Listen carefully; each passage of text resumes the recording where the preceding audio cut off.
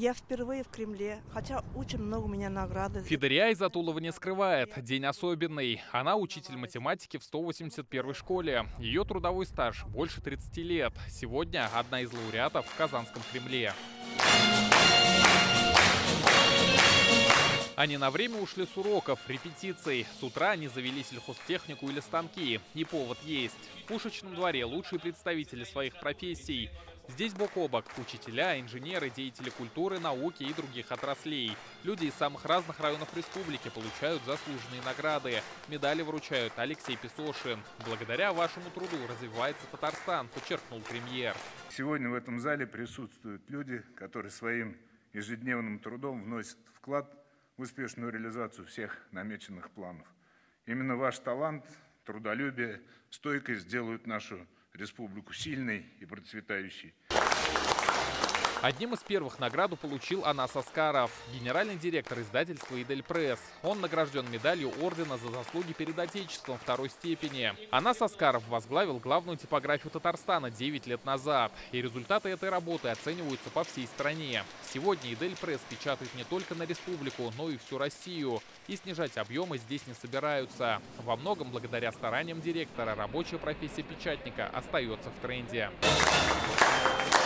Такой же награды удостоен слесарь-ремонтник порохового завода Олег Ефимов. Уже 40 лет он занимается ремонтом станков на предприятии. Почему посвятил этому жизнь, отвечает скромно. Долг перед Отечеством. Горшкова Татьяна Анатольевна.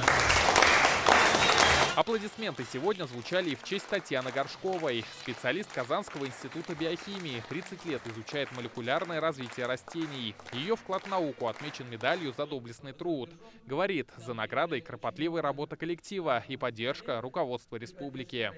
При поддержке правительства республики мы проводили очень крупные конференции, скажем, «План Джин» в прошлом году, где собралось множество участников, и которые отмечали не только великолепие нашей красавицы Казани, но и особый уровень взаимоотношений между властью и наукой в республике, что мы, конечно, очень ценим.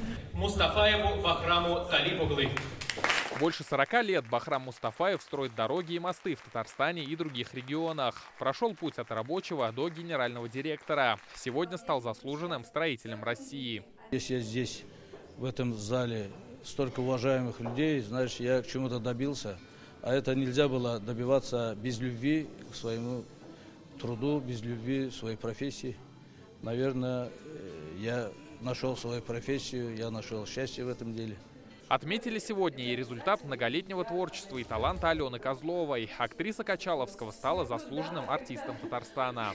С 2006 года я в профессии. Сказать, что я мечтала об этом, да.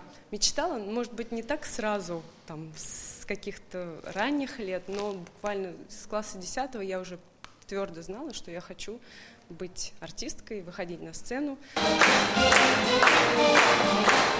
Аплодисменты, казалось, звучат не смолкая. Сегодня оценили труд каждого, кто ежедневно работает во благо республики. Именно так имена десятков людей сегодня вписали в историю Татарстана. Госнаграды страны и республики получили 50 человек. Рамиль Галиуллин, Рамзиль Гарипов, ТНВ, Казань.